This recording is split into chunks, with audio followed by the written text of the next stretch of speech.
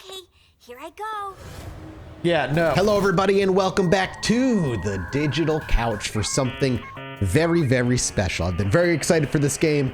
Welcome to Vampire the Masquerade Swansong. If you don't know already, I'm a huge Vampire the Masquerade fan. I've been running Vampire the Masquerade shows for a few years now, and I still got one going, though we're on a small hiatus as season 3 just ended. And needless to say, from the developers of The Council comes a new Vampire the Masquerade game called Swansong, all about my homeland of the Northeast, including Boston, I'm pretty sure. Other than that, I've kept myself completely spoiler free. I never even played The Council, so I know this, I think this could be a little adventure-y, but I don't know for sure. So without further ado, everybody, it's time to play a new vampire game. Vampires walk among us.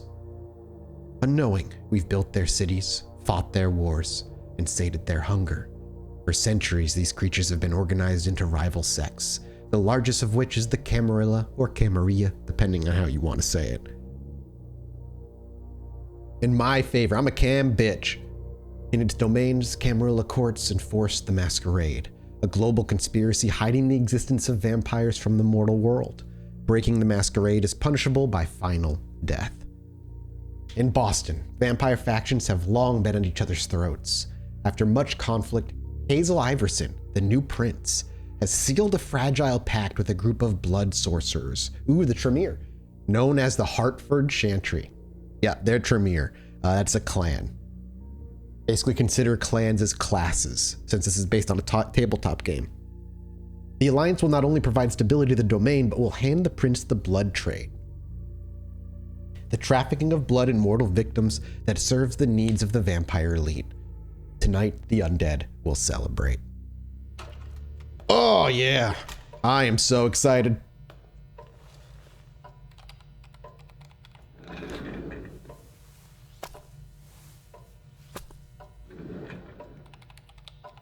I'll just get this going. There, ready. We're all set. Now, to begin, tell me, what do you see?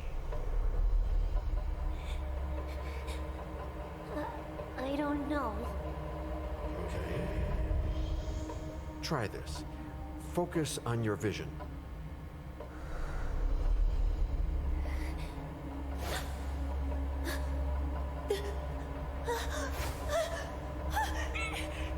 No, it's happening.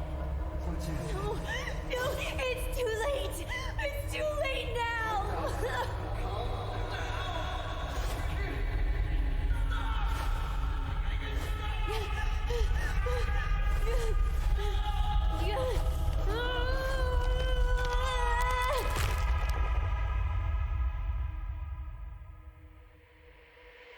They're coming. Oh baby, who's coming? I'm so interested. So I will inject some vampire lore tidbits here and there if it's necessary, but for the most part, I'm gonna at least assume you have a basic understanding of how the vampire world works, and I'm gonna assume the game is gonna explain the bits that they think need explaining. Because there's a lot. There's so much lore in Vampire. All right, this lady's name is Alicia. So I believe we'll be playing 3 separate vampires throughout this story. Okay. You feel it too? Take your stuff. We're getting out of here. Okay, interesting.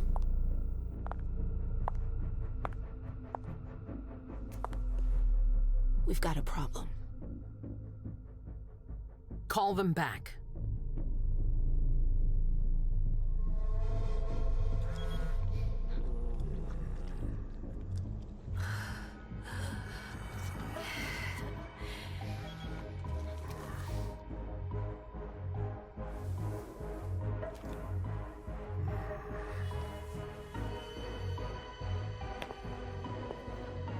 What's going on? It's the prince. We must go quickly. If this takes place in modern day and you're asking yourself, why has he got a beeper? Technology is heavily off limits. The prince's quarters at 11 p.m. And tech is off limits because the Second Inquisition Damn it. mortals Hurry out there up. who know about vampires Calm want to kill them down. tap that shit. Maybe it has nothing to do with the party. You know full well I was in charge of it. If anything goes wrong, it's my head on the chopping block. Fuck. Damn it! It took Hazel months to convince the Hartford Chantry to ally themselves with us. So they finally accept, and then bam, a code red.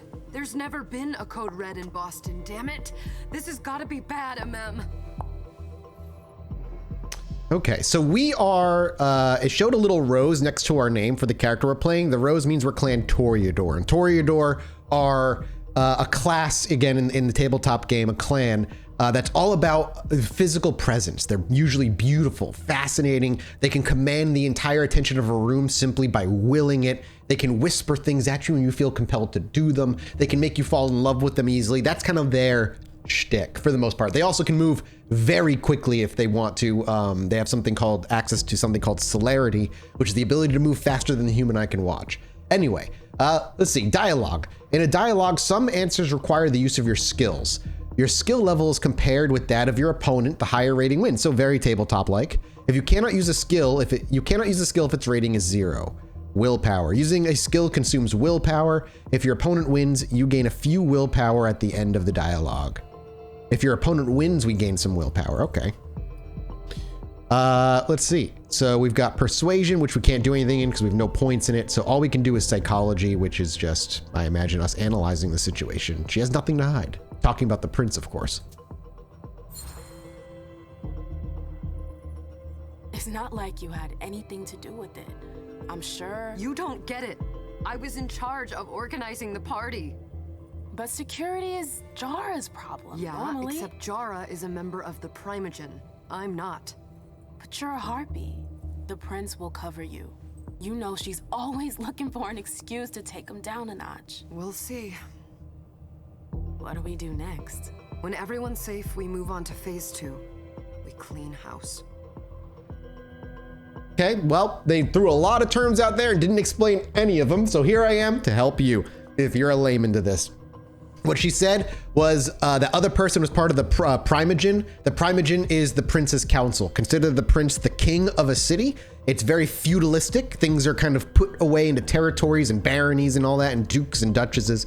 And the Primogen are the what you consider the head of each clan, usually brought together to usually lend advice to the prince, so the prince's word is final. A harpy is somebody appointed by the prince, and they're kind of like the rumor keeper. They have their ear to the ground. They are the ones that know who owes what a favor. They take down the legality of like boons owed to others. They can be messengers for the prince. And in a lot of ways, they are arguably one of the most powerful, some even argue the most powerful kindred in any city, kindred meaning vampire, because they know all the dirty secrets. All right, I don't know what this means. What's a code red?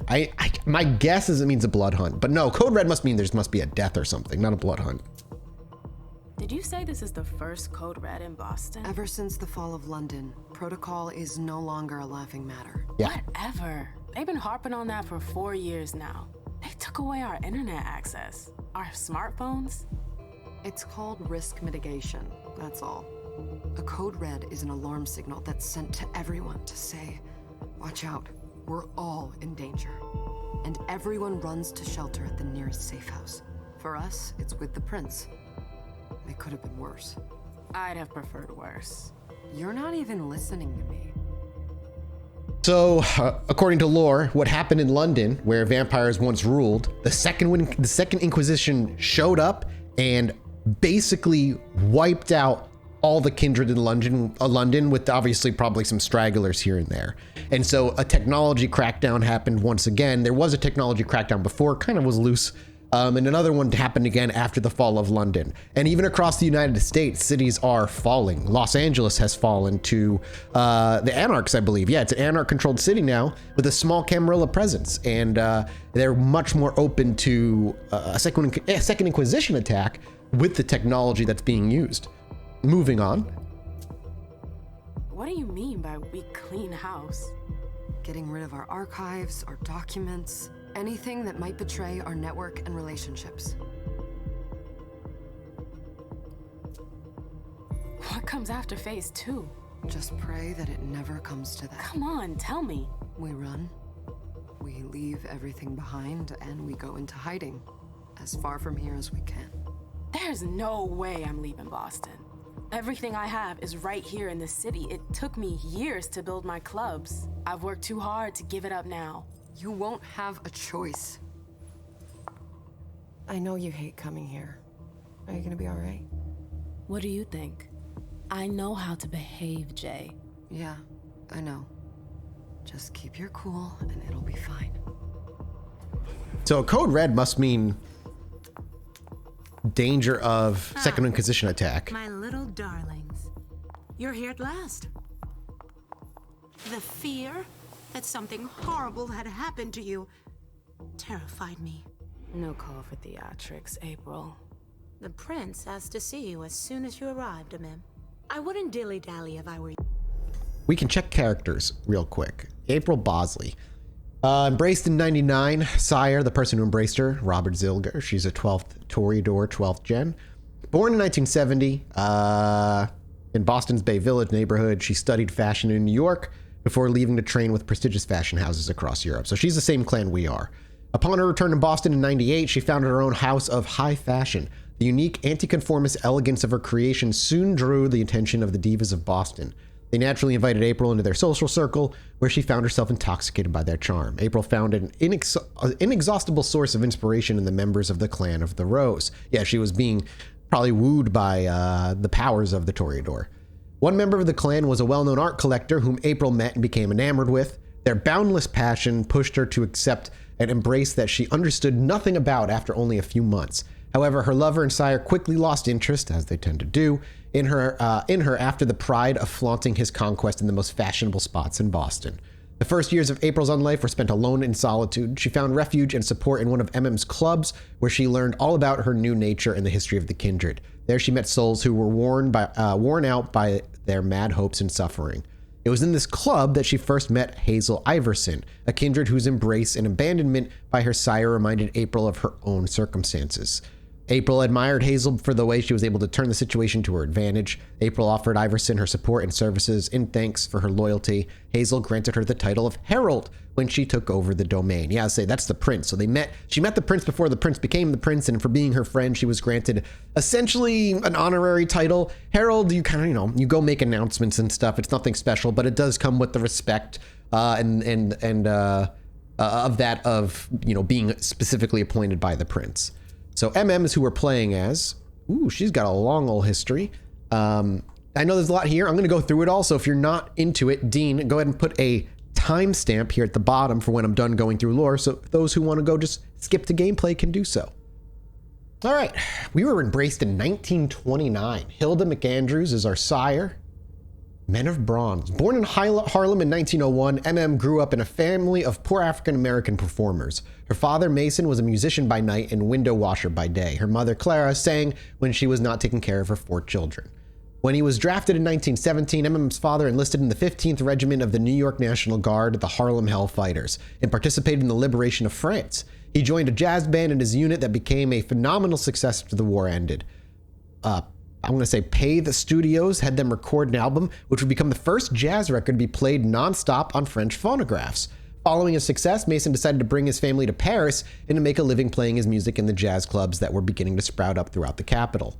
MM was 17 years old and was a dancer. She spent time with the elite who would come to listen to her father, and it took little time for her to get noticed. She discovered the Folies Bergères and their international shows. She auditioned for it and passed with flying colors. From odd jobs backstage to subbing in for the other performers, she proved herself and became a headline act at just 21. Her burlesque stripping act took Paris by storm, making her extremely popular. MM began traveling through Europe, dancing to packed houses in the hottest cabarets. She was young, beautiful, and radiant. Her life was the night as the champagne and money flowed. She was determined and alluring, the embodiment of a free and independent woman of the early 20th century. She had a fiery temperament that soon attracted the attention of Europe's divas. December 1923, MM performed 8 times at the Vienna Carl Theater. On the first night, she was introduced to Hilda McAndrews by the theater director outside her dressing room. MM was immediately captivated by this mysterious aristocrat who attended each of her performances. They spent the nights that followed in bars exchanging stories about their lives and their art, their passions and their struggles. Hilda was cultured, charismatic, and politically engaged in the suffragette movement and the women's artistic community. What's interesting to note is that if she's, you know, even in the tabletop, if you are a vampire and using your powers on a mortal, and in this story at this point she's a mortal, mortals don't get to resist. The only people who get resistance rolls are people who are specially prepared, say like a hunter or something along those lines, other supernatural creatures, and of course other vampires. But plain old mortals, their minds are too weak to resist vampiric powers. And so if that's what was going on, that makes sense. mmmm, to her surprise, fell under her spell and gave into this irresistible attraction. Oh yeah, I skipped a part. They spent the nights that followed in bars, exchanging stories, their lives, art, blah, blah. Hilda was cultured, charismatic, and politically engaged. Yep. Oh, maybe I did read that. mmmm, to her surprise, fell under her spell and gave into this irresistible attraction. A passionate relationship formed right away between the two women who became inseparable. Hilda confided in mmmm and told her about her vampiric nature over the course of the next 3 years. For their love to endure, but also seduced by the promise of eternal youth, mmmm asked to be sired right away. It would take yet another 3 years, however, before Hilda managed to get the local prince to agree to it. Yeah, usually the way it works in cities is in order to sire another child, you need the prince's permissions. Other cities have princes outright ban it. And the reason is you don't want an overpopulation of vampires. Usually we want about 1,000 vampires per kindred, I believe is like what the rules state is ideal. That can fluctuate, obviously, drastically. The prince feared that the young woman's notoriety could be a danger to the masquerade. With the prince's blessing at last, Hilda threw a spectacular celebration in honor of her companion, whom she would embrace at the end of this memorable evening. Having lived in Vienna since their meeting at the Carl Theater, Hilda and mmmm left Austria in 1934 for Paris, then Bordeaux. Alas, France's surrender in 1940 forced the couple to reconsider their plans. With the help of her contracts in London, Hilda managed to negotiate a crossing to Boston, her hometown. Though hesitant at first, the city's Malkavian prince, that's interesting.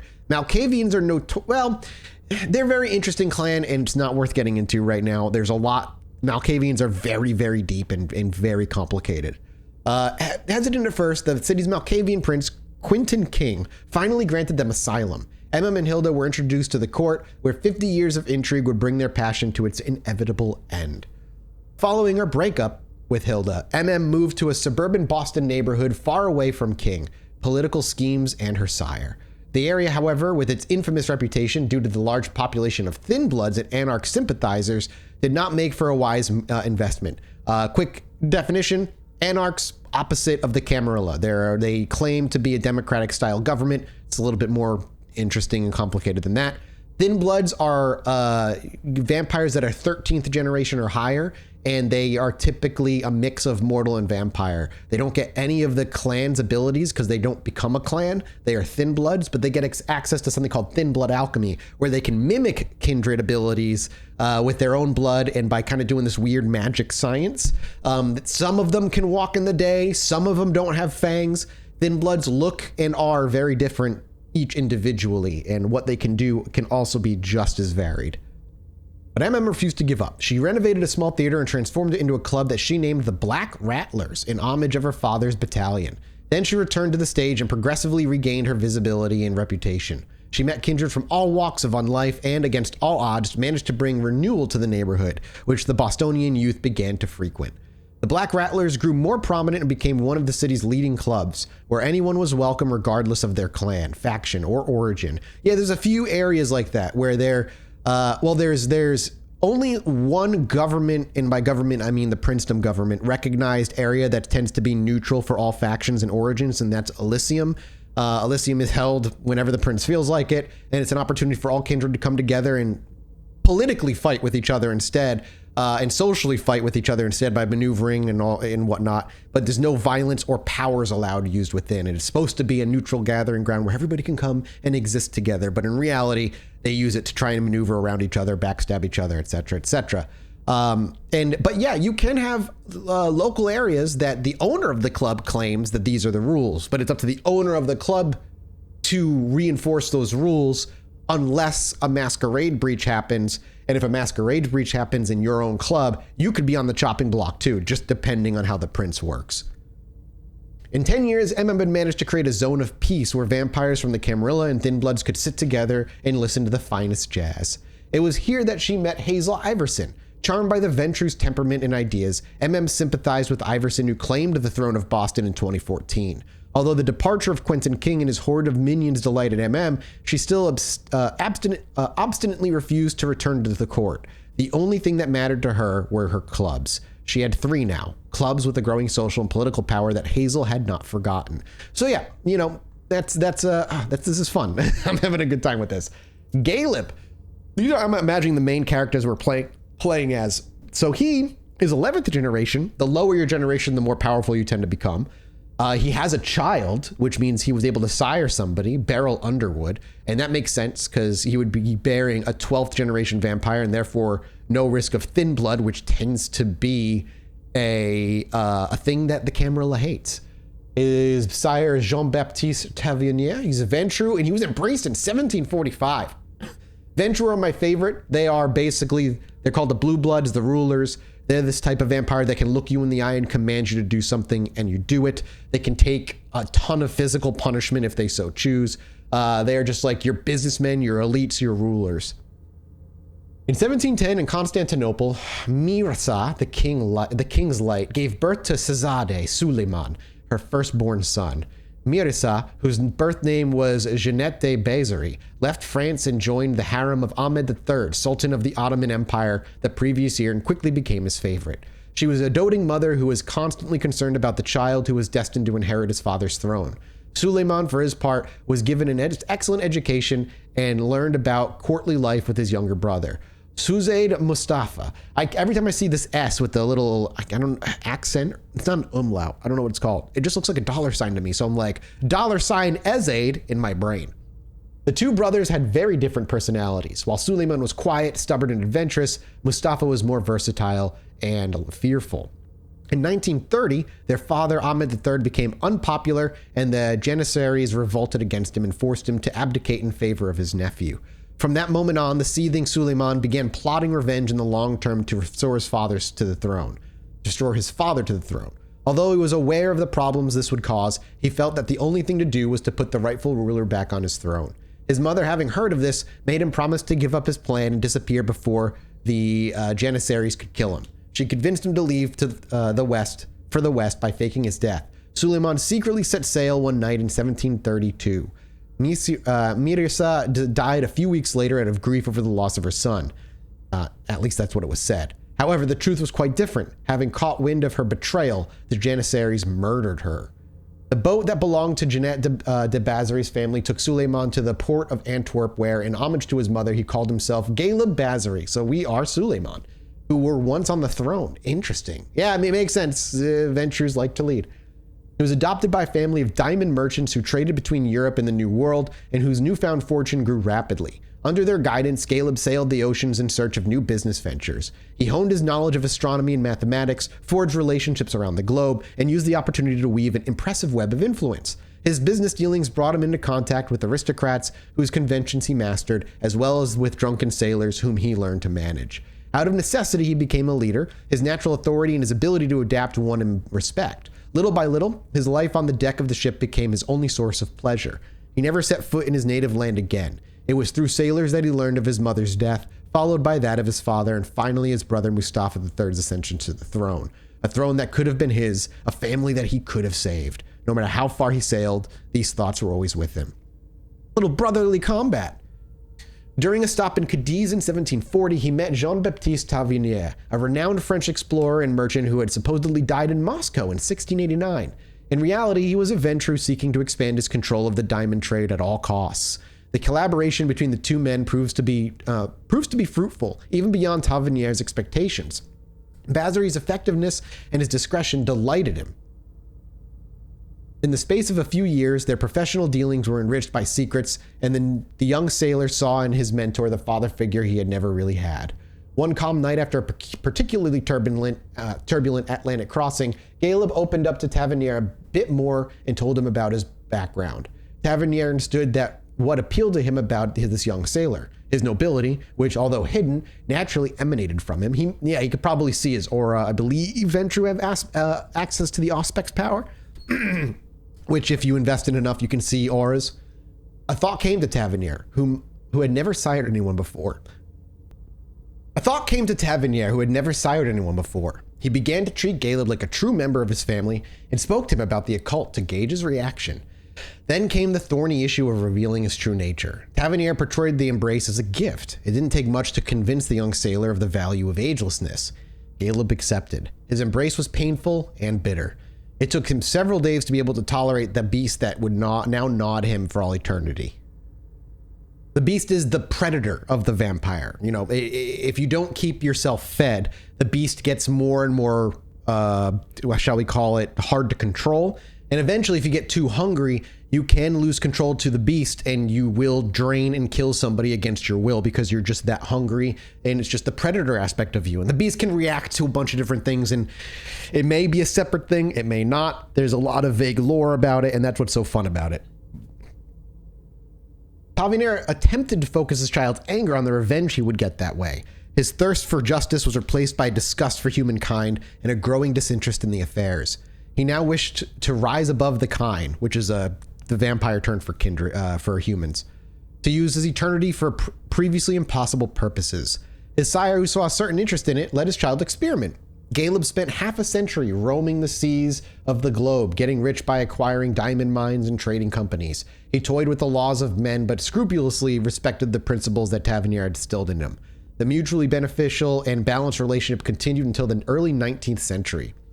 Under the pretext of wanting to share his love of nature and the great outdoors with Caleb, Jean-Baptiste invited him to go to the Maurice region to meet an old acquaintance of his, the explorer Toussaint Charbonneau. The Gangrel. Okay, so a Gangrel is another clan, and they are bestial. They're a little closer or a little bit more of in an equal standing with their inner beast. When I say beast, they're the closest to looking like a werewolf you can get. They can grow claws that do supernatural types of damage. They usually take on animalistic features if they lose control of the beast. One of my players from one of my stories would sprout giant furry wolf ears basically every time the beast took control. And then that's, so they take on these animalistic features as well. And they stereotypically tend to be more rowdy, much more independent, mostly because those in the Gangrel clan choose to people like that because that's who they see themselves as. You get it. The Gangrel chose to establish his den in the heart of the forest and lived like an animal. Despite his sire's instructions, Caleb had difficulty finding Charbonneau. After a physical encounter, the trapper understood why Tavernier had sent him this venture.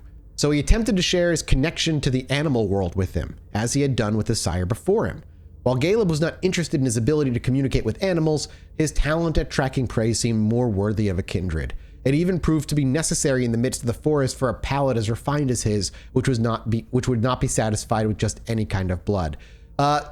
Another quick thing, clans each have like a bane, a weakness, a weird quirk about them. Ventrus is that they can only drink a very particular kind of blood. They can try and drink other types of blood, but they have to literally make a roll to hold it down or they're going to vomit it up because it tastes like ash and dirt and terrible to them. The only thing that actually holds flavor is whatever it is that they want. And it can be as vague as like men, or it can be as specific as like people who work in an oil factory between the ages of 12 and 24. Something like that. And, all those 12-year-old factory workers have such delicious, delicious blood. With practice, Caleb was able to track down his prey on his own. Charbonneau even trained him to differentiate the essence of a mortal from that of a kindred, or even that from a lupine, werewolves. The onset of the winter forced the men to part ways, Charbonneau heading back to the Pacific, Baze returning to civilization with a new skill. Although he would never reveal this to his sire, he was thankful to him for having given him this opportunity.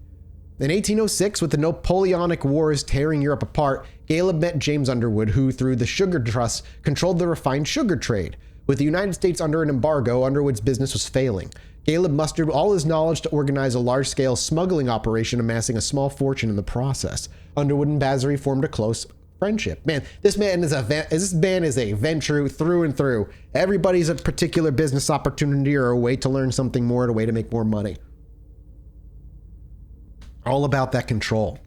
Beryl Underwood was born in 1807 and inherited the business from his father, James, when he died in 1833. Caleb knew Beryl as he had watched him grow up. The 26-year-old heir asked the man he viewed as his mentor to stay with him and help him, and Caleb agreed for several reasons. His respect for this business-minded mortal from whom he deemed worthy of his interest, his honor that urged him not to abandon the relationship he had with James, and the profits he could make. He felt that his future lay in the New World and that it was better to settle there as soon as possible.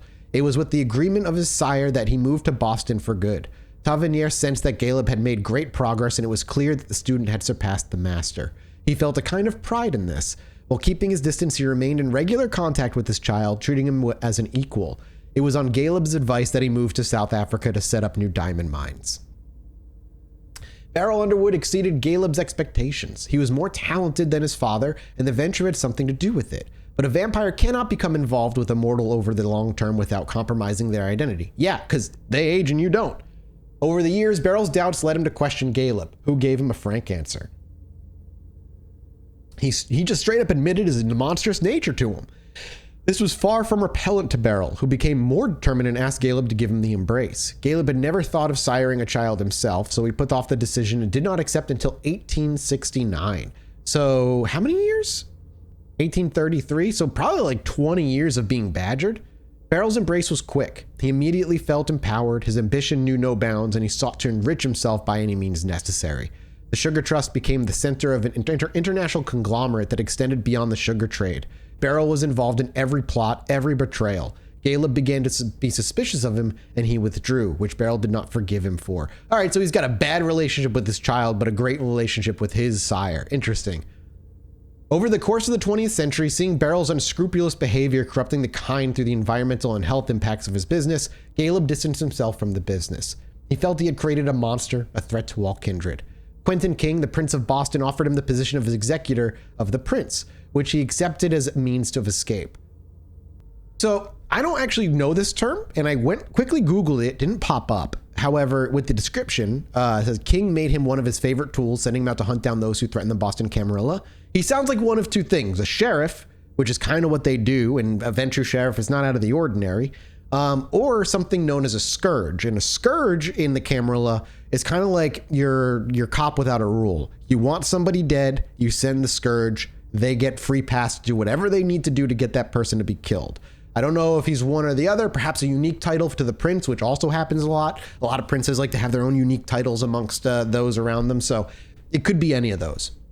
After centuries of building a business empire, chasing opportunities, and eliminating competitors, Caleb derived satisfaction from the simple task of doing what he was told. He didn't count the kindred destroyed, the mortals killed, or the thin blood suppressed. He served his prince with his signature loyalty. Yeah, that sounds way closer to a scourge. So I would probably put that as a scourge. That's not really usually how sheriffs work. When Beryl Underwood joined Quentin King's Primogen Council, Caleb grew wary. Ah, man, his child is super ambitious, and he got onto the Prince's Primogen Council. In recent years, the elders have started to feel an increasingly insistent urge to travel.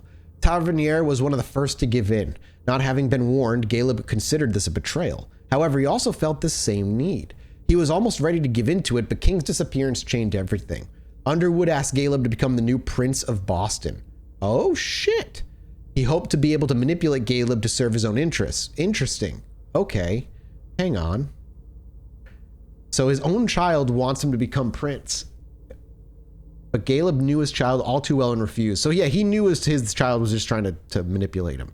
So it was Havel Iverson who became Prince of Boston. Quickly, she surprised everyone by proving to be much less manipulatable than expected, which was a pleasant surprise to Caleb. He then decided to put himself at her service. Iverson was able to have a renowned ally like him and accept it. So they put the title here. This urge to travel, usually toward the Middle East, is known as the beckoning. It's new to the V5 version of vampire. And the idea is older vampires, and almost exclusively older vampires, have this weird calling, this weird desire to go to the Middle East. And the thought is, and the rumors are, and there's a little evidence for it by a giant fight that happened back in the late 90s, I think it was, or maybe it was the early 2000s in lore, that the Antediluvians, the original clans, the original member of their clan, the first of their clan, are calling their clan back to them. And usually that's to feed on them because they're about to wake up. And the longer you sleep, the more strong blood you need. And if you're the first of your clan, the only thing that's going to sate you is your own clan's blood, because it's your blood in essence. So that's kind of like what is likely going on here. His interest in the Camarilla and his kind was renewed as this new prince seemed to hold her own and had great plans for the future. It was during the same period that Caleb heard about a young mortal who had just graduated from MIT and had gone to Silicon Valley to found a startup specializing in the blue economy. He inquired about her and finally met her. Finally, he won her trust and offered to make her his ghoul, with the aim of embracing her in the near future. He hoped to make her the counterpart of Beryl's self-destructive drive. A ghoul is the line between vampire and mortal that's not thin blood. Ghouls don't drink, so in order to turn a vampire, you have to drink the person dry and then feed them your blood. A ghoul, you don't drink them dry, you just feed them your blood, and they get powers. Basically, they become superhumans, essentially, for just layman's terms, for about 30 days, and then they need another dose of the blood. In order to become a ghoul, you need to drink their blood for 3 consecutive nights. So that's just the rules of it. However, Hazel Iverson did not subscribe to the same policy of Quentin King and would not grant the right to sire so easily. She even saw it as a way to maintain control over her precious Caleb, who was forced to wait. Consumed by the beckoning, he could no longer bring himself to leave without having repaired what he considered to be his greatest mistake. So he's being consumed by the beckoning and he's trying to finish out what he wants. Very cool. Last but not least, Leisha. She is a Malkavian. Perfect. So we'll probably learn a little bit about that. 12th gen, she does not know her sire and was embraced in 1939 and literally has the shortest history. That which remains. Leisha's story is nothing more than a collection of fragments due to her memory impairment. She remembers that she is from France, near Lyon, and that Dr. Richard Dunham is her psychiatrist, as he has always been. She knows that he saved them from the war in 1939, both her and her daughter Halsey. He made it possible for them to join the Boston court, held at the time by Quentin King, a child of Malkov at the time. I'm wondering if the prince is her sire? Maybe the prince is her sire. The rest is nothing but light and shadow. Leisha knows the names and sometimes even the stories of those around her without knowing exactly how or why. It has a long explanation for their way their mechanics work and that kind of thing, and their lore. She remembers Quentin King, the previous prince, and his legendary obsessions, and more recently Hazel, the first year of her rise to power. Leisha remembers her warmly and fondly despite only knowing her for a single year before leaving to be put into slumber at the Malkov Institute of Boston, as prescribed by Dr. Dunham. Leisha suffers from sudden visions where the present moment and possible futures bleed into one another. That was probably the person screaming in the opening cutscene. She fights her gift in order to be fit to take care of Halsey. However, this does not serve the prince's plans, as Hazel views this power as a way to master fate and bolster her ambitions. So either the prince, the original prince, is her sire, or her doctor is her sire. And that would be my guess. All right, let's back to playing a video game. As for you, Journey, someone's triggered a code red. If anything has happened over there, I'll hold you personally responsible. All right, disciplines. Vampires have supernatural abilities usually inherited from their clan. Yeah, it's basically their magic. For, again, super layman's terms. Not all disciplines are available to all vampires. Some mortals may possess certain powers, although most have no defense against disciplines. Interesting. Using a discipline generates hunger. Hunger has a value that cannot be exceeded. This limits a vampire's use of their powers. A vampire at their hunger limit risks losing control, attacking and feeding on the closest mortal. That's the beast. Cool. So they are in bringing that in. So we've only got presence and there's no chance of success. So we're going to, it feels like a dumb idea to even try to use our powers on her, but I guess they're doing it for story reasons. And it looks like it costs us 3 hunger. Yeah, hunger doesn't, this is all video game the way hunger works. Hunger works a bit different in the actual TTRPG. Yeah, failure. You know, back in the day, nobody could bat an eyelash without you knowing about it. You must know exactly what Jay is being blamed for, don't you? mmmm. My dear mmmm. I adore you. Really, I do. But darling, please. You're way out of your league here. This alliance with the Hartford Chantry is crucial. The prince is on edge. We can't get through to anyone over there. What does this have to do with Jay? She was in charge of the whole thing, for goodness sake. Listen, both of you. From now on, I don't want to hear another word out of either of you. The prince is furious. Journey, you're coming with me. I don't see why. And as for you, Hazel wants to see you. Right now.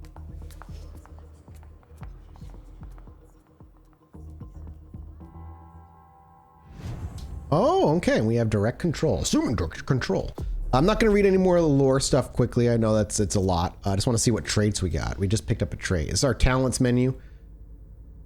Interesting. Repeating these actions will progressively unlock tiers of talent. Okay. Traits. Traits are positive or negative effects that influence the abilities of the character in question. Traits are only revealed once they have been earned as the result of an action, a character's choice, or a consequence. The hunger level, whether low or high, confers temporary traits that affect the character's abilities. As it rises, the suspicion rating creates more negative traits. Okay, so there's 3 different ways to gain traits. I assume because we got hungry, where like the beast is near. Extra intimidation, less psychology roll. Put her in her place. Minus 10%, minus 10 to the next experience cost for the mental attribute. has encountered something more powerful than her. Great, awesome. I love the tutorial made me get penalized. All right, let's keep going. Game looks pretty good. It's gonna be a long night. I love the sleek design in here. Miss Lewis. Yeah. Welcome. My guess is these are ghouls. Good evening. They're treating me with the utmost respect as deserved. Yeah, I can't go through here. Had to check.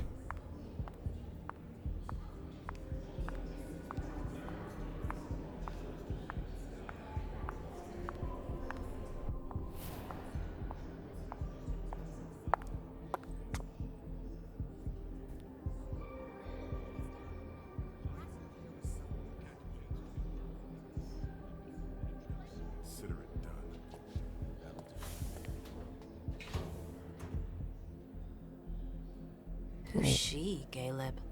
Mmmm Lewis. She smiles like a toreador. Letters etched in bold right upon her teeth. What about that bearded guy who's swallowing his bile? Dejan Siaka. A Tremere warlock, then? Keep him at a healthy distance. With a sideward glance, he could make the blood in your veins boil. Is court attendance usually this sparse?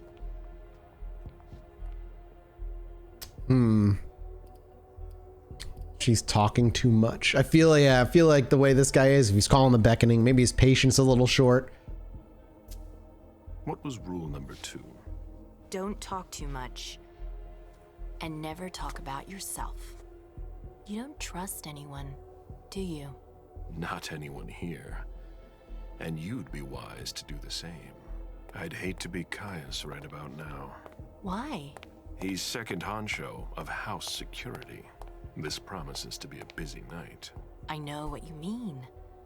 It's one thing to have been told that the Nosferatu don't age well. It's another thing to see it for yourself.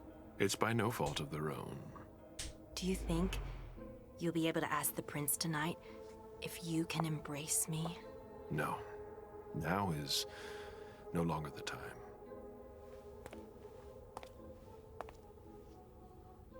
And he is your child? Oh, that's Underwood? Mr. Yikes. Beryl Underwood.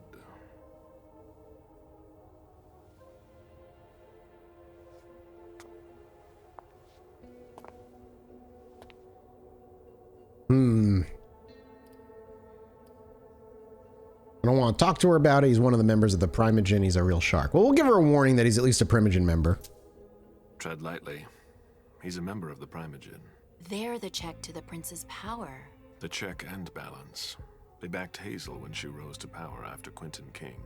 They'd hoped to control her. What? Things didn't go as planned? I just have a feeling she will surprise them. Never forget that the court is a chessboard. We are monsters, and we sacrifice pawns. If you want to be a major piece, then behave accordingly.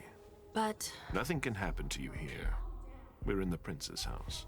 She must be finished by now. Wait for me. This won't take long. It's out of the question, MM. I won't let her get away with this. All right, calm down, Dejan. Where's Journey? What's it to you? Don't start with me. She was in charge of the party. She has to take responsibility for this. Leave her out of it. It's too late for that. Don't waste your time covering for her. She's not a kid anymore. I haven't heard from my child, and no one's able to get through to them over there. Go on then. Go and save Imani and stop wasting your breath. There are rules. Need I remind you? We're all stuck here. You're such a good boy. You'll never change. Dijon! What? Oh, come on, Hilda, she needs to grow up. Leave us.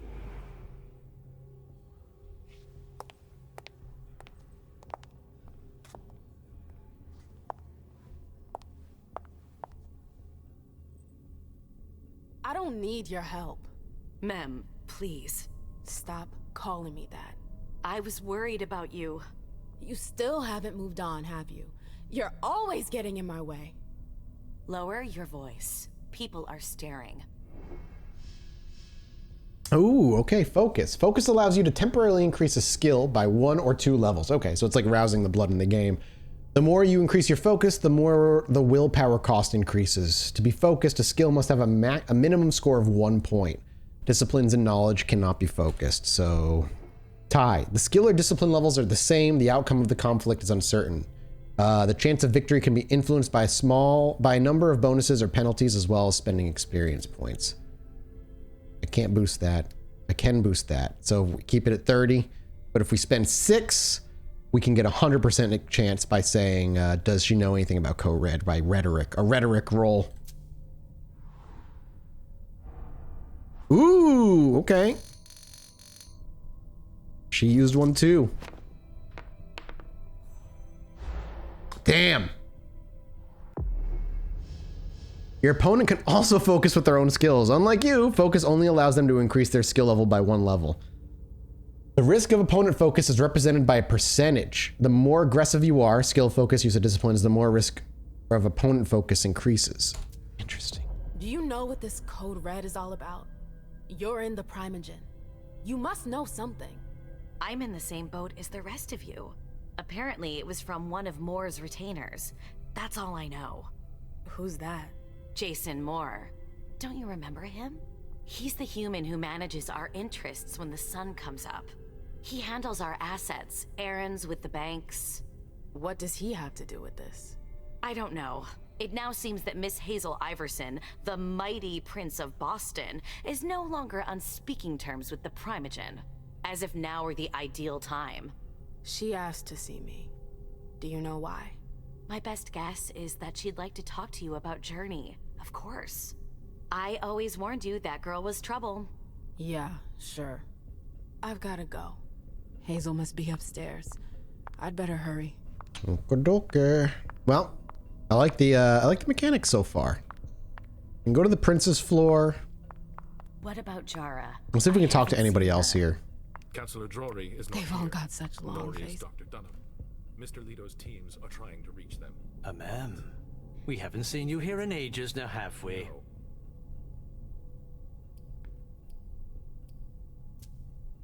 Let's holster our weapons. I'm only here because of that goddamn code red. I love that Mountain To Dew. the point, as usual. With a bit of luck, your suffering will be over soon.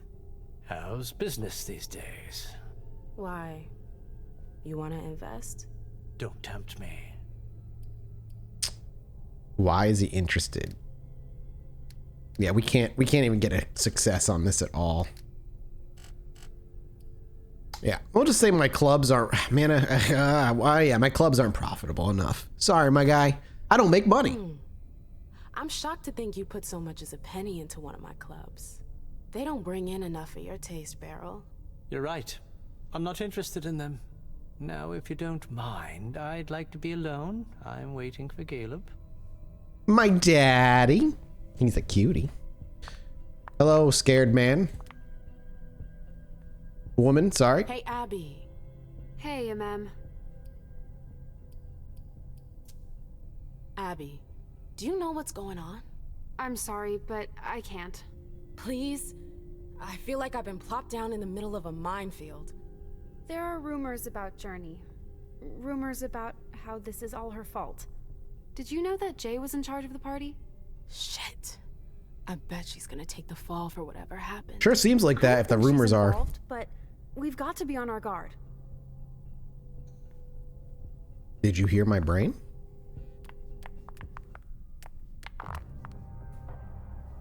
Sorry, that's not possible. I'm just trying to see who back there, though. Shitty night, huh? Yeah, no shit. Yes? All right, let's go see the prince.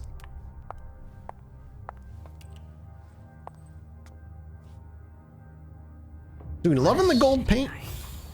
Hazel must be pissed. That gold paint is fucking gorgeous. How could she part with me? Looks like someone took a paintbrush and just splattered it all over.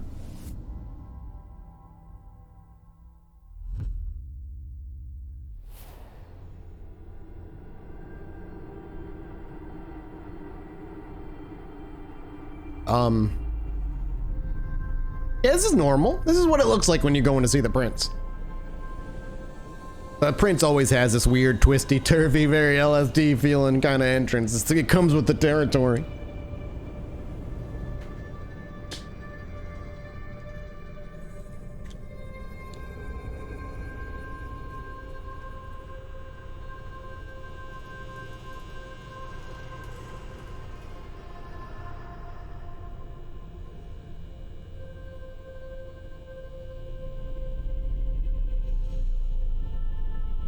We traveling through the multiverse, dude? We can see ourselves some Dormammu? Uncle Dormammu?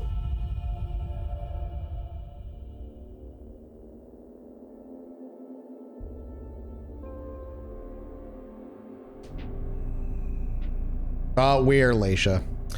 We are Malkavian now. Is everything okay, Mom? Penny for your thoughts? Nothing, Pumpkin. What were you saying? You saw pictures again? You're not going back to the Institute, are you? No, don't fret. I'm gonna stay here with you now. I don't like it when Richard takes you away. He's my psychiatrist. He's helping me so I can be with you. Mom has a little trouble sometimes, remember? I see things that haven't happened yet. And I forget others. Yes, I know. And you have to slumber so you can rest all alone sometimes. But 3 years was too long. Okay, here's a guess. Don't think the girl's real. Mostly because it's really taboo to turn a child. So how is she around? And two, she kind of came out of nowhere. She might be a geist, or she might be like a spirit, is what I'm saying. She might not. Yeah, I'm very curious. We won't be separated again. But now we'll be together forever. We'll be inseparable. Like 2 peas in a pod. Yes, exactly. Mom, what's going on? Why does everybody look so upset?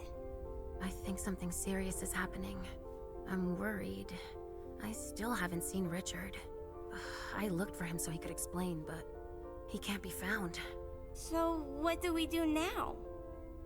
I was told to wait here because Hazel wants to see us. There are grown-ups coming, and your mother needs to talk to them.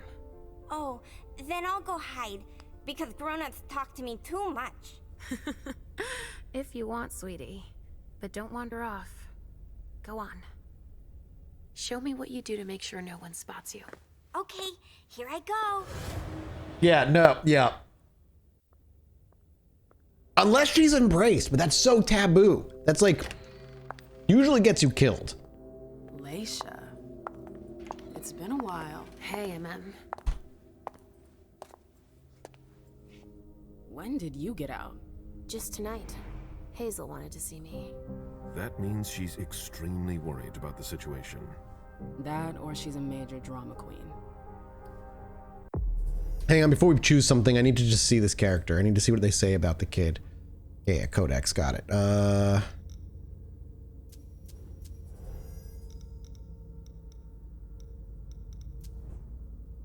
my God, they did embrace a child. That's crazy. That's so against the rules almost all the time. Halsey is Lacey's daughter. Her Malkavian nature has kept her mind that of a little girl.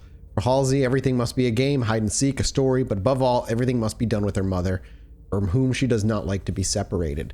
Oh, that's so taboo. Interesting. Okay.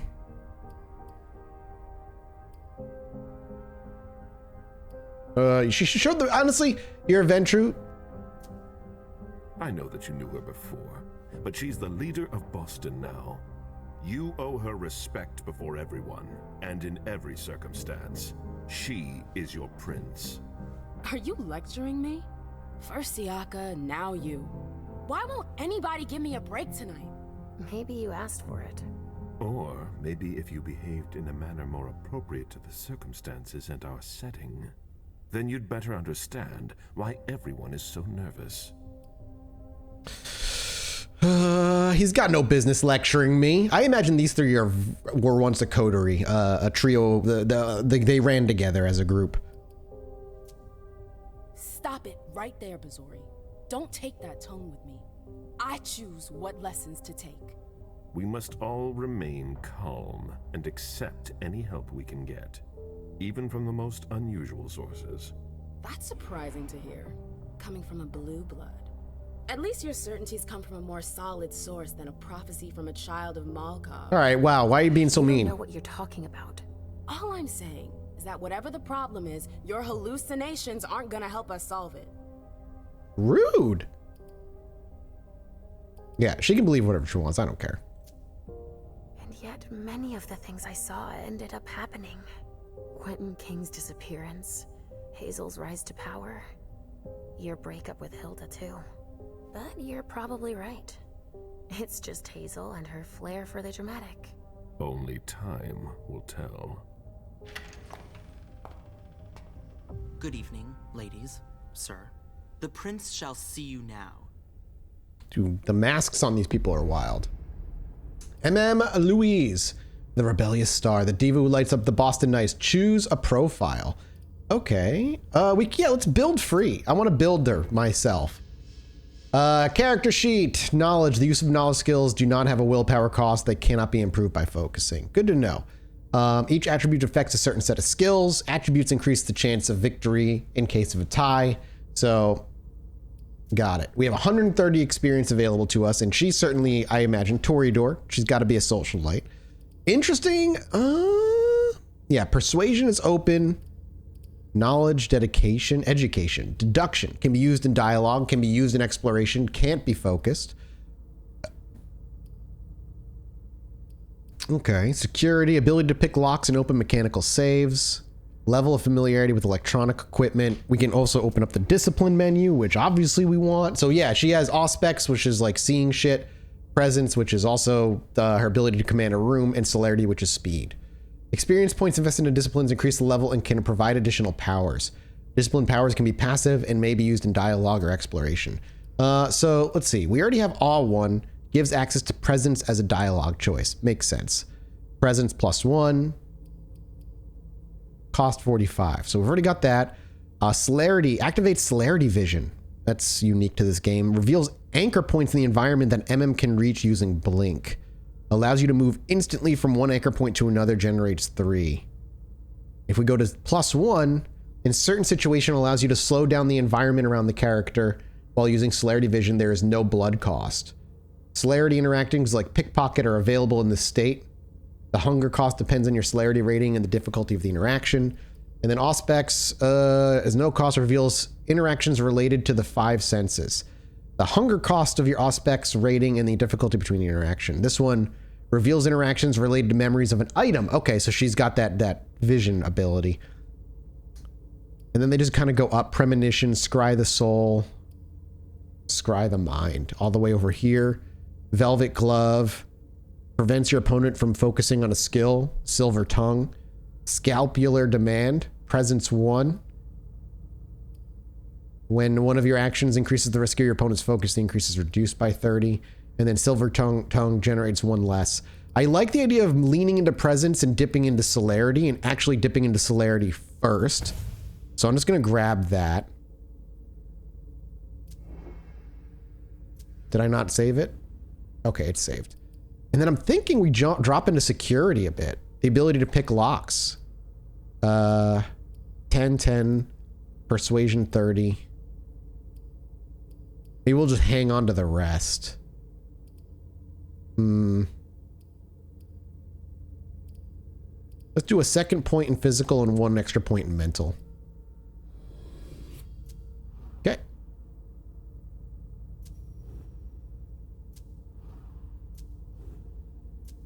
All right, that's our character for now.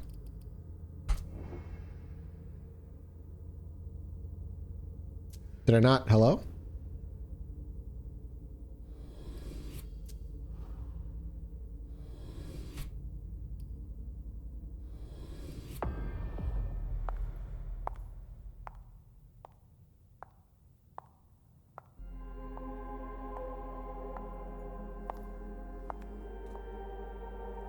Hazel.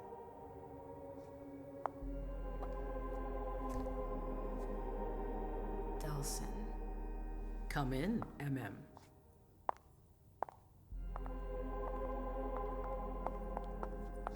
I wanted to have a word with you. What can I do for you? I'm glad you're here. It's been a long time since we last saw each other. Tell me, where were you tonight?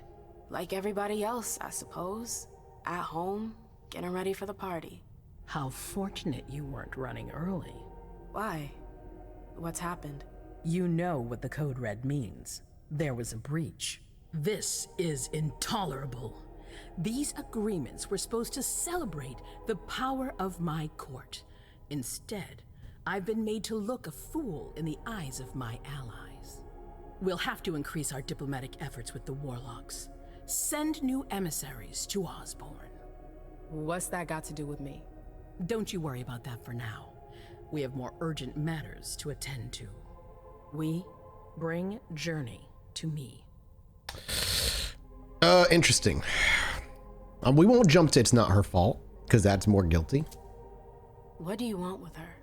I have a few questions I need to ask her.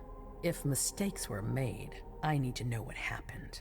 I'm sure that your friend will have a lot to tell me.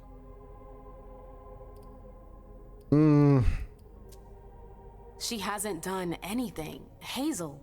I'll be the judge of that. All right. Yes, my prince. I'll be right back. I didn't bring you here just for that. I have something to offer you. I'm listening. It's about the Primogen Council. You know everyone who's in it. Beryl, Richard, Hilda. Their support was much appreciated after the disappearance of the previous prince. Quentin King. But now, they've become an obstacle. It's been going on for months. They systematically oppose everything that I do. It must stop now. Okay, why the hell do you want me to do anything about that? The Camarilla has faced many challenges in the past few years. Many of our strongholds have fallen. I won't let Boston suffer the same fate. But for that, I need loyal allies. Also, how would you like a spot in the Primogen? Ooh! What? You've always taken care of your community, MM, without ever asking for anything in return. It might be time you took a leading role in the community's affairs. Hilda won't let you do it. She'll never see me as her equal. Being seated next to her child? She'll feel humiliated. I'm her prince. She will obey me. She's not gonna like it. I don't care. What I'm offering is much bigger than all that. What do you think? Yeah, I mean, she doesn't like the court. And just because she's offering it doesn't mean she wants it. You'll get used to it quickly. I'm not sure I want to. It's not a question. Time is of the essence. You're a businesswoman, MM. I know you'll be up to it. But we'll talk about it again soon. In the meantime... I know. Jay, I'm going to go see Sylvia first. I need to clear my head. Do it. You won't be able to hunt tonight. It's better to be prepared. Bring me Journey. I will. I have the utmost confidence in you, MM. Do not fail me. You can count on me. What the hell is going on?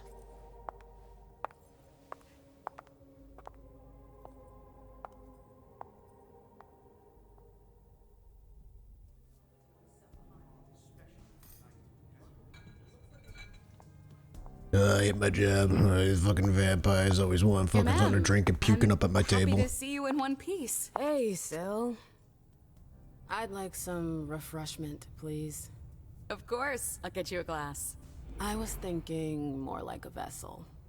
Oh, serve yourself. But try not to damage them, okay? They're all I've got left in stock.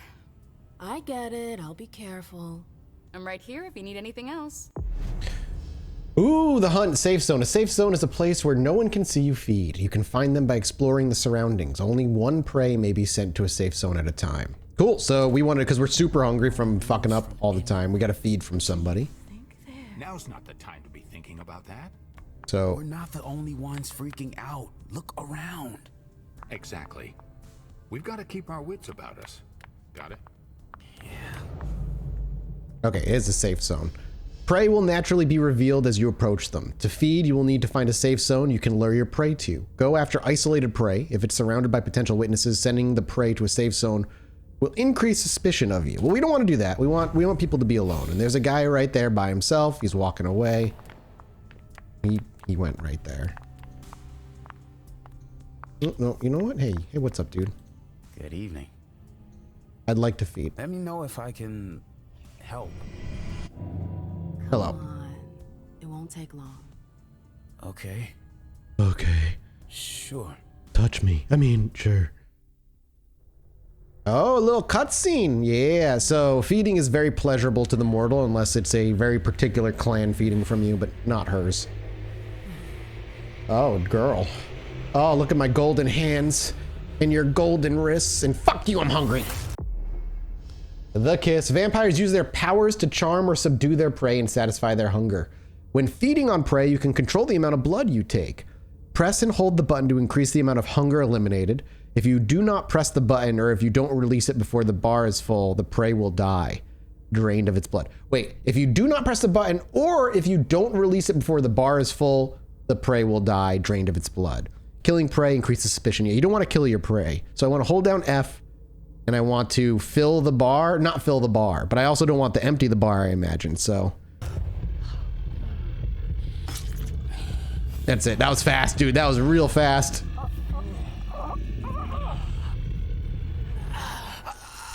You're still alive, bro. You just got a little less blood than I... You're fine. Why is he choking? You hear him? Some prey, their blood emotionally charged, have a resonance that your character will earn after feeding. At the end of a scene, a resonance provides an experience bonus for the corresponding discipline. If more than one resonance is acquired during a given scene, only the last one, yeah. Second bite. If your prey survives, you may feed on it a second time. However, this will cause it to die. Yeah, I'm good. I'm at 2 hunger. That's plenty. In fact, I could probably just chomp on one more. Hey, look it. Another safe zone. Come with me. Come with me to the safe zone. It's only safe for me and my teeth. Your neck is gonna get bitten, but it tastes so good. He's just moaning. Probably because we didn't take him down to near death like that poor other guy who's gonna be in the hospital for 2 days. Okay, we can go down to 0, which is very interesting. Because in the game, you can't go down to 0 unless you kill somebody. All right, well, hey, everybody, who are you? Oh, it's you again. Can I help you? What's up, Abigail? Have you seen Jay? I've got to talk to Jay. You haven't seen her, have you? No, you should ask April. It's a good idea. Thanks for the advice. Do you still work for April? Well, aren't you rude? My loyalty is with the court. Seems like Bosley's leading you around by the nose, though. She's got some extra responsibilities, sure, but that's it. I have my own agenda. Mm-hmm. I'm not surprised. Well, I've got stuff to do. See you later. We got places to be. Goodbye.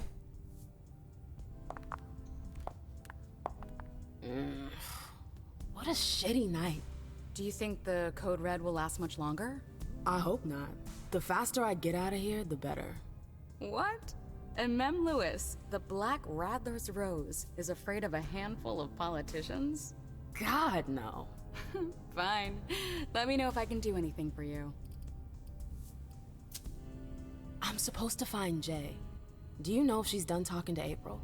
Huh, good question. I saw her earlier, but she wasn't with Miss Bosley. She went into that alcove on your right, but that was a while ago. Thanks. You might want to avoid hanging around with her, you know? I've heard stuff about her. I know, and it's not true. She didn't do anything, all right? Fine. Sorry. Did you need anything else? Miss Iverson has the top floor all to herself. Yes, that's where she's got her office for hearings, as well as her personal quarters. Miss Bosley is the only one who has access to them. I heard the prince put together a surveillance unit. Yeah, the cave. Mr. Leto and his team spend their nights there. It's just below us. But don't even think about going down there. It's only for sewer rats. Hey, that's rude. Don't call Nosferatu sewer rats. They're lovable little creatures. Come back anytime you want. Especially when their flesh starts to fall off. That's free bacon, baby.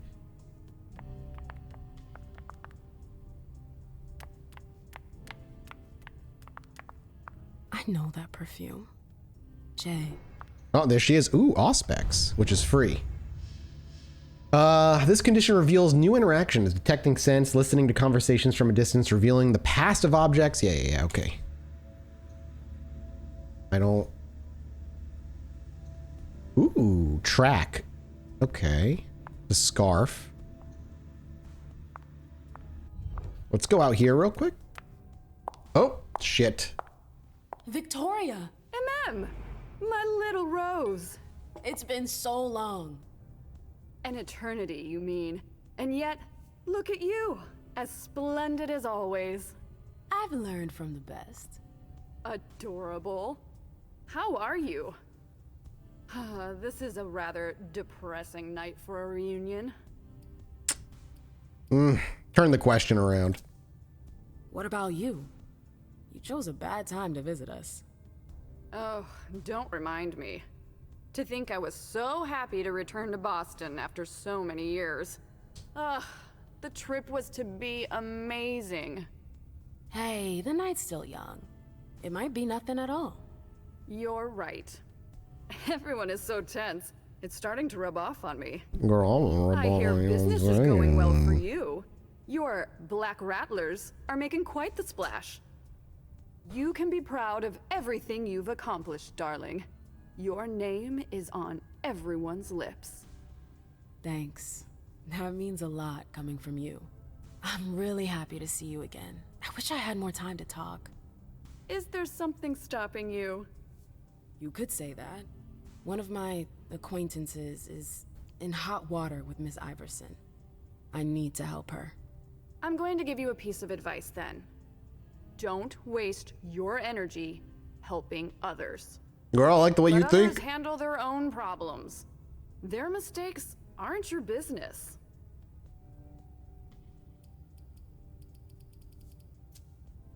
It's a cynical point of view, but you're probably right. I should stick to my orders. Bring Jay back to the prince and let her deal on her own. The choice is yours, obviously. After all, you know Iverson better than I do. I'm just sharing my experience with you. Thanks for the advice, Victoria. You've helped put things into perspective. It's only natural. I'll always be here for you, darling, and I hope the feeling is mutual. You know it is. Wonderful. I'm relieved to see that despite the travails of time and distance, our friendship is still intact. What are you doing in town anyways? The last time I heard about Victoria Ash, she'd just gotten back to Atlanta. You know I never stay in one place for long. But to answer your question, I came to do business. For the agreement, I'm guessing. You guessed right. I'd hoped to meet up with one of my associates tonight, a warlock I'd sent to Hartford. Unfortunately, he still hasn't made his appearance. He might still come. The night's not over yet. Oh, you're refreshingly naive. We'll see. Okay. We can't do anything with this, so we've got a bunch of choices. Interesting. I should have chose rhetoric. Does she know what's going on out there? I heard about her wedding. Does she know Hazel? What does she think about the court? I heard about her wedding. I've heard rumors about you. Something about a wedding. Oh yes, my wedding to Tigurius. It was fabulous. We had a spectacular celebration. Well, congrats. I think congratulations are in order. Oh, do you? It's a political marriage. Nothing more. Our family needed it. You did it for the cam? You seem surprised to hear it. You may not have noticed, but the Camarilla has lost some of its luster since the Ancili left.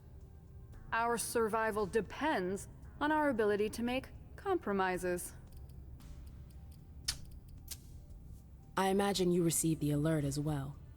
Yes, I was with your prince when the message was sent. Do you have any idea who triggered it? Alas, I have no idea. Iverson didn't care to share that with me. She knows how to control information. I'm not even sure she knows herself. She's going to need answers. I doubt her subjects will wait much longer. You knew Boston when it was a Malkavian city. What do you think about the court now? Iverson has successfully made her mark. It can't have been easy, with Quentin's grip on the city. Boston was on the brink of chaos when Hazel took over. I don't always agree with her methods, but she gets the job done. She knows what she wants. I respect that. Our family needs more leaders like her. That would be a welcome change from our usual weather vanes. Well, good to get a kind of a feel for the character. I've gotta go. I definitely didn't want to give her as much information as she did, but... Duty calls, but before you leave, I have a favor to ask. Oh, of course. What's up? I mentioned my emissary earlier. Yeah. If you hear anything about him, please let me know when you get back, would you? Sure. I thought I was only supposed to focus on my prince. Have you had a change of heart? Huh. You're using my own words against me? How very Toreador. It's a big favor. I'm aware of that. But I'm a loyal friend, and powerful too. If you can do this for me, I'll owe you one. Fine. I'll let you know if I learn anything. Thanks, MM. I hope I'll see you again soon, darling. If you need anything, I'll be right here. Thanks, Victoria. See you later. Wowie, wowie, wow. She might owe me a favor, and that could be very, very, very useful later on. All right, well, I think we use our Auspex power on this scarf here. I thought it was just leading to her. I was like, are you goddamn kidding me? Where did you go, Jay?